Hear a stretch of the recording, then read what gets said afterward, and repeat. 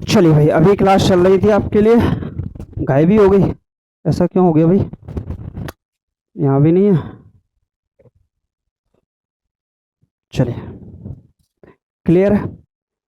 तो question number 11 से करते हैं आज। और 10 तक अभी हमने कर लिए थे, यानी कि पिछली क्लास में कर चुके थे। बाकी क्वेश्चंस को यहाँ पर कंप्लीट कर लेते हैं और एग्जामिनेशन में ये क्वेश्चन पूछे जाते हैं। ठीक है, तो समय बर्बाद करने से कोई फायदा नहीं है। अपनी सीडीपी की क्लास को स्टार्ट करते हैं और क्लास आपके सामने है, स्टार्ट करते हैं। स्टेटमेंट दे रखा है, अध्यापक को शिक्षण अधिगम प्रक्रिया में विद्यार्थियों के लिए परियोजना कार्य, समूह कार्य और चर्चाएं, चाहे आप वाद विवाद की बात करें, को शामिल करना चाहिए। देखिए बच्चा, टीचर क्या करता है, अपनी शिक्षण अधिगम जो प्रक्रिया है, अगर क्रियाशीलता के सिद्धांत का अनुकरण कर रहा है, यानी कि करके सिखाने पर बल दे रहा है, तो कहीं ना कहीं आपको डिस्कशन पर, एंगेजमेंट पर, कोऑपरेटिव लर्निंग पर, कोलैबोरेटिव लर्निंग पर आपको कहीं ना कहीं फल देना पड़ेगा। जहां चर्चाएं हो सके, वाद विवाद हो सके और इंगेजमेंट यानी कि बच्चे शामिल हो सके, तो वो बात बिल्कुल सही कही गई है। और इसका समर्थन लेव बैगोस के साथ भी करते हैं, क्योंकि सामाजिक संरचनावाद का सिद्धांत भी उनके द्वारा दिया गया था। तो रीजन क्या दे रखा है, अधिगम विद्यार्थियों में समाज सांस्कृतिक के संदर्भ में स्वतंत्र है। अब ये थोड़ी सी बात पचती नहीं है। अधिगम विद्यार्थियों के सामाजिक सांस्कृतिक संदर्भों से स्वतंत्र है, सामाजिक सांस्कृतिक सिद्धांतों से स्वतंत्र नहीं हो सकता, ये परतंत्र है भाई। तो आप नेगेटिव बात बोल रहे हो कहीं ना कहीं, तो स्टेटमेंट तो सही है लेकिन रीजन गलत है। आप बोलोगे सर गलत कैसे हो गया, ये स्वतंत्र बता रहा है उसको। भाई ये स्वतंत्र कैसे हो सकता है? जो अधिगम है सामाजिक सांस्कृतिक सिद्धांतों के संदर्भ से स्वतंत्र नहीं होगा, ये इससे जुड़ा होगा। तो ए सही है, आर गलत है। थर्ड ऑप्शन इस सवाल का राइट आंसर हो जाएगा। क्लियर है, बहुत आसान सवाल था, आपकी स्क्रीन पर आ चुका था। और 12th क्वेश्चन, ये क्वेश्चन ऐसा नहीं होता कि एग्जाम सीटेट का पेपर बने और ये क्वेश्चन ना पूछे, कभी नहीं हुआ ऐसा। मैंने अब तक 50 पेपर करा दिए, किसी भी पेपर में ऐसा नहीं मिला कि ये क्वेश्चन ना पूछा गया हो। क्वेश्चन है, लड़के गणित में अच्छे होते हैं और लड़कियां संगीत नृत्य में अच्छी होती हैं, यह कथन किसको इंगित करता है? तो ये करता है जेंडर समानता को नहीं, जेंडर साम्यता को नहीं, समतुल्यता को नहीं, ना इक्वलिटी, ना इक्विटी, ना पैरिटी। ये स्टेरियोटाइप को फॉलो करता है, यानी कि जेंडर रूढ़िवादिता। जेंडर रूढ़िवादिता का मतलब हो गया मेरे भाई, जो परंपराएं बहुत पुराने समय से चली आ रही हैं उनमें किसी प्रकार का कोई बदलाव नहीं किया गया है, लेकिन समय के साथ परिवर्तन की आवश्यकता थी। अगर फिर भी परिवर्तन नहीं किया गया है और हम उन्हीं को, अपने ट्रेडिशंस को, परंपराओं को ही मानकर चल रहे हैं, समय के साथ परिवर्तन उनमें नहीं कर रहे हैं, तो आपकी ये जेंडर रूढ़िबद्धता कहलाएगी। क्लियर है? और इस प्रकार की जो भावना अगर किसी टीचर के द्वारा की जाती है कि लड़के गणित अच्छा पढ़ सकते हैं, लड़कियां गृह विज्ञान अच्छा कर सकती हैं, लड़के क्रिकेट खेल सकते हैं, लड़कियां कैरम बोर्ड खेल सकती हैं, तो ये कहीं ना कहीं जेंडर वाइज को भी सॉफ्ट करता है, जिसे हम लैंगिक पक्षपात का नाम भी देते हैं। क्लियर है मेरे भाई? तो फर्स्ट ऑप्शन इस सवाल का राइट आंसर हो जाएगा, जो कि बहुत ज्यादा सरल होगा। नेक्स्ट क्वेश्चन देखते हैं। नेक्स्ट क्वेश्चन आपकी स्क्रीन पर है, लगाइए इसका राइट आंसर क्या होगा। विद्यार्थियों की विविध प्रकार की अधिगम आवश्यकताओं को संबोधित करने के लिए अध्यापक को क्या नहीं करना चाहिए? यानी कि आपसे नेगेटिव पूछा है, और नेगेटिव पूछा है तो आप सिर्फ और सिर्फ क्वेश्चन में नेगेटिव ढूंढ लीजिए, आपका आंसर हो जाएगा। विषय वस्तु को विभिन्न तरीकों से प्रस्तुत करना, ये तो बिल्कुल अच्छी बात है। विभिन्न तरीकों से अगर आप प्रस्तुत कर रहे हो और मल्टीपल वेज में आप विषय वस्तु को प्रस्तुत कर रहे हो, तो कहीं ना कहीं बहुत अच्छे टीचर के रूप में आप हो। विद्यार्थियों में अधिगम और स्वनियमन कौशल को विकसित करना चाहिए, ये भी बात बिल्कुल सही है। विद्यार्थियों को निपुणता उन्मुखी लक्ष्य बनाने के लिए प्रोत्साहित करना चाहिए, ये भी बात सही है। और विद्यार्थियों को उनके सामाजिक संदर्भों के आधार पर नामीकरण, नामीकरण का मतलब हो गया कहीं ना कहीं लेवल करना, वर्गीकरण का मतलब हो गया क्लासिफिकेशन करना, रैंकिंग का मतलब रैंकिंग भी होती है, लेबलिंग भी होती है, डिस्क्रिमिनेशन भी होता है, ये सभी के सभी गलत होते हैं। आप बच्चों को समूह नहीं बना सकते, ग्रुप्स नहीं बना सकते, और ये सारे के सारे नेगेटिव पॉइंट होते हैं, जो कि आपका गलत है। इसी वजह से आपका क्वेश्चन सही होगा। बाकी ये सारे के सारे क्या हो जाएंगे? गलत हो जाएंगे, सही होने के बावजूद, क्योंकि आपसे गलत पूछा था, इसी वजह से ये सही है। समय बर्बाद करने में कोई फायदा नहीं है। नेक्स्ट क्वेश्चन के ऊपर पहुंचते हैं। चलिए भाई, नेक्स्ट क्वेश्चन आपकी स्क्रीन पर है, लगाइए राइट आंसर क्या होगा। क्वेश्चन है, गतिविधि के दौरान अधिगम, अंतर और कमियों को समझने के लिए आकलन का सबसे प्रभावशाली तरीका कौन सा नहीं है? नेगेटिव पूछा है मेरे भाई, आकलन का प्रभावशाली तरीका कौन सा नहीं है? तो मानकीकृत परीक्षण ये नहीं होता है भाई, और नहीं होता है, इसी वजह से ये सही है। रचनात्मक आकलन होता है, गलत है। सहपाठी आकलन गलत है। स्वयं आकलन गलत है। आपसे नेगेटिव पूछा था, इसी वजह से फर्स्ट हो गया। करिकुलम आपका कैसा नहीं होना चाहिए, जो परीक्षण है वो आपका कैसा नहीं होना चाहिए, मानकीकृत नहीं होना चाहिए, स्टैंडर्डाइज असेसमेंट नहीं होना चाहिए, फ्लेक्सिबल असेसमेंट आपका काम करेगा। क्लियर है मेरे भाई? तो चलिए फर्स्ट ऑप्शन इस सवाल का राइट आंसर हो गया। बाकी नेक्स्ट क्वेश्चन पर चलते हैं। नेक्स्ट क्वेश्चन आपका बहुत ज्यादा सरल क्वेश्चन है। 3-4 पेपर में ये क्वेश्चन पूछा गया है और कभी कभी ये क्वेश्चन पूछ लिया जाता है। क्वेश्चन है, निम्नलिखित में से कौन सा प्रश्न विद्यार्थियों के समालोचनात्मक चिंतन को समन्वित करता है? समालोचनात्मक चिंतन को हम बोलते हैं मेरे भाई कहीं ना कहीं क्रिटिकल थिंकिंग। क्या बोलते हैं? क्रिटिकल थिंकिंग की हम बात करते हैं। ठीक है, किसकी बात करते हैं? क्रिटिकल थिंकिंग को समन्वित करेगा। तो यहां पर की गई है, देखिए क्रिटिकल थिंकिंग के लिए ऐसा प्रश्न होना चाहिए जिसके मल्टीपल आंसर्स हो। ऐसा क्वेश्चन आप पूछिए। मैंने आपसे पूछा भारत की राजधानी क्या है, आपने बोला दिल्ली। मैंने पूछा असम का नृत्य बताइए, तो आपने बोला बोडो।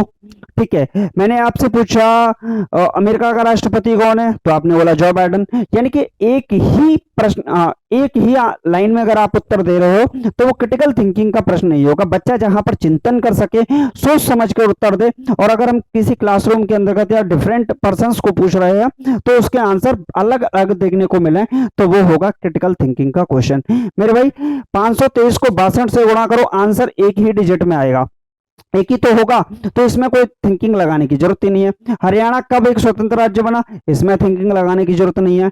आप लोग कमेंट बॉक्स में इसका आंसर लिखिएगा, मुझे तो नहीं पता है। क्लियर है? गंगा नदी का उद्गम कहां से होता है, एक ही लाइन में आंसर होगा। लेकिन अगर प्रश्न आपसे पूछते हो मेरे भाई आप अपने शहर में जल भराव की समस्या का समाधान कैसे करोगे, अगर क्लासरूम के अंतर्गत इस क्वेश्चन को आप स्टूडेंट के सामने रखते हो तो कहीं ना कहीं आपके अलग अलग आंसर आपको इस क्वेश्चन के देखने को मिलेंगे।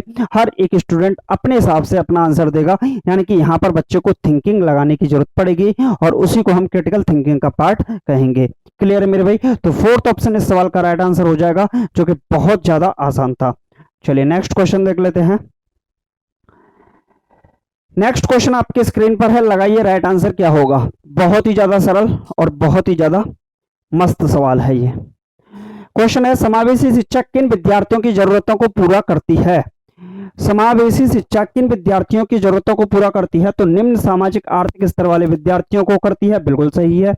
विविध जेंडर उन्मुखी विद्यार्थी, बिल्कुल सही बात है। विशिष्ट अधिगम अक्षमताओं वाले विद्यार्थी, ये भी बात सही है। तो फोर्थ ऑप्शन इस सवाल का भी सही हो जाएगा। First, second, third is the right answer. Inclusive classroom का मतलब ये होता है जहां अमीर का भी बच्चा पढ़ सके, जहां गरीब का भी बच्चा पढ़ सके, जहां अति पिछड़े वर्ग का भी बच्चा पढ़ सके, जहां पिछड़े वर्ग का बच्चा भी पढ़ सके, जहां वंचित पृष्ठभूमि से आया हुआ बच्चा भी पढ़ सके, जहां पर मल्टीलिंग्विज में बच्चा भी पढ़ सके, बहुभाषी बच्चा भी पढ़ सके। ऐसे क्लासरूम को हम क्या कहते हैं? इंक्लूसिव क्लासरूम की संज्ञा देते हैं। क्लियर है मेरे भाई? तो फोर्थ ऑप्शन इस सवाल का राइट आंसर हो जाएगा। बाकी नेक्स्ट क्वेश्चन आपकी स्क्रीन पर है, लगाइए राइट आंसर इसका क्या होगा। क्लियर है? तो क्वेश्चन है, निम्नलिखित में से कौन सी विकलांगता सामाजिक संप्रेषण के क्षेत्र के लिए प्रत्यक्ष रूप से चुनौती देती है?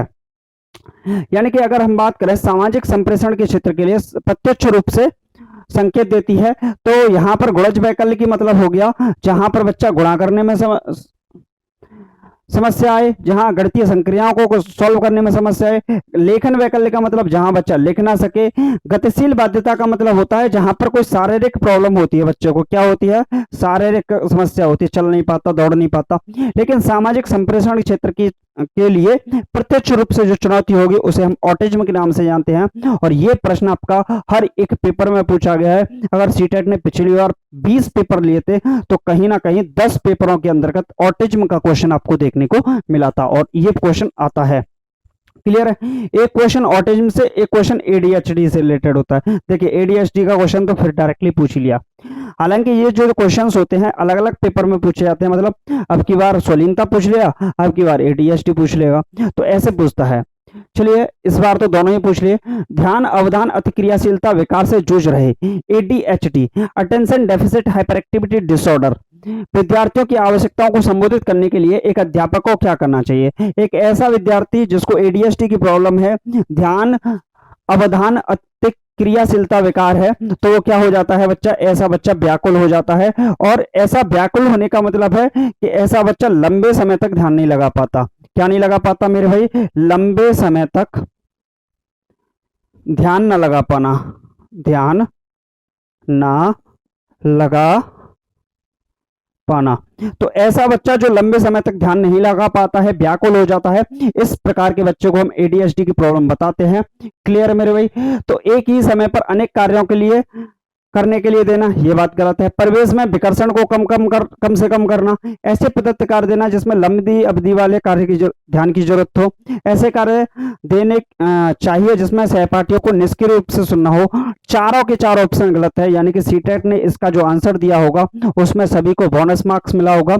इसमें यहाँ लंबे समय तक लंबे अवधि वाले ध्यान नहीं लगा पाता, ध्यान नहीं लगा पाता, ये लिखिए लगा पाता। यानी कि अगर दीक्षित सर, यानी कि मैं ही आपके लिए 2 घंटे की क्लास दे दूं और किसी बच्चे को एडीएचडी की प्रॉब्लम है तो वो कंप्लीट क्लास को नहीं देख पाएगा, यानी कि उसको ब्रेक कर करके देखना पड़ेगा। किसी बच्चे को अगर एडीएचडी की प्रॉब्लम है तो उसका जो सॉल्यूशन होता है कि ऐसे बच्चों को आप चीजों को ग्रुप्स में बांट बांट कर सिखाइए, तोड़ तोड़ के सिखाइए। तो आप थर्ड ऑप्शन करेंगे लेकिन उसमें करेक्शन के साथ आंसर देंगे। क्लियर है मेरे भाई? चलिए नेक्स्ट क्वेश्चन देख लेते हैं। नेक्स्ट क्वेश्चन कौन सा है भाई? Question number 19। लगाइए राइट आंसर क्या होगा, बहुत आसान है। निम्नलिखित में से कौन सा प्रावधान गतिक विषयक विकलांगता वाले विद्यार्थी के सफल समावेशन को सुनिश्चित करता है? गति विषयक यानी कि ऐसा विद्यार्थी जो चलने में असमर्थ हो, ऐसा बोल सकते हो। भवन तक पहुंच को आसान सुगम बनाने के लिए रैंप या लिफ्ट, बैठने की व्यवस्था में जल्दी जल्दी बदलाव नहीं, भवन की ऊपरी मंजिल पर कक्षा आयोजित करना, ऐसी गतिविधियां वैकल्पित करना, डिजाइन करना जिसमें जल्दी जल्दी गतिशीलता की आवश्यकता होती है, गलत होगा। यानी कि गति विषयक विकलांगता है, यानी कि बच्चा चल नहीं पाता, एक तरीके से आप वैसा बोल सकते हो। तो लिफ्ट या रैंप का यूज यहाँ पर बच्चे के लिए कर सकते हैं। फर्स्ट ऑप्शन इस सवाल का राइट आंसर हो जाएगा। बहुत ही ज्यादा सरल था। और एक क्वेश्चन आपके लिए ये रहा, एक क्वेश्चन हम हर वीडियो के अंदर आपके लिए छोड़ते हैं और इस क्वेश्चन को ना पढ़कर भी हम आंसर दे सकते हैं। मेधावी विद्यार्थी विशेषकर ना पढ़ के भी इसका आंसर दे सकते हैं। कठिनाई आ गया गलत कर दो, ठीक है, नहीं आ गया गलत कर दो, और उच्च स्तरीय समस्या समाधान नई अवधारणा को सीखने में अधिक समय लगाते हैं, ये भी गलत हो गया। तो फोर्थ ऑप्शन सही होगा। बाकी आप लोग कमेंट बॉक्स में इसका आंसर लिख सकते हैं। बाकी मिलते हैं नेक्स्ट वीडियो में।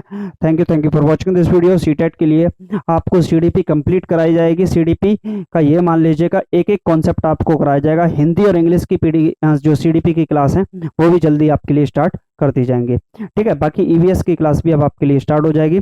तो कंप्लीट आपको सीडीपी का यहाँ पर पैकेज मिल जाएगा बिल्कुल फ्री में, ठीक है। जो स्टूडेंट इस क्लास को ले रहे हैं उनको बेनिफिट हो रहा है और उनको फायदा होगा भी समय पर, ठीक है। बाकी मिलते हैं नेक्स्ट वीडियो में। और पेपर में जो हमारी वीडियोस को देखकर जाएंगे उसको तो बेनिफिट होना ही होना है, ठीक है। Thank you for watching this video. भाई लोग चैनल को सब्सक्राइब कर दीजिएगा, ना भी करें तो भी चलेगा लेकिन कर ही दीजिएगा।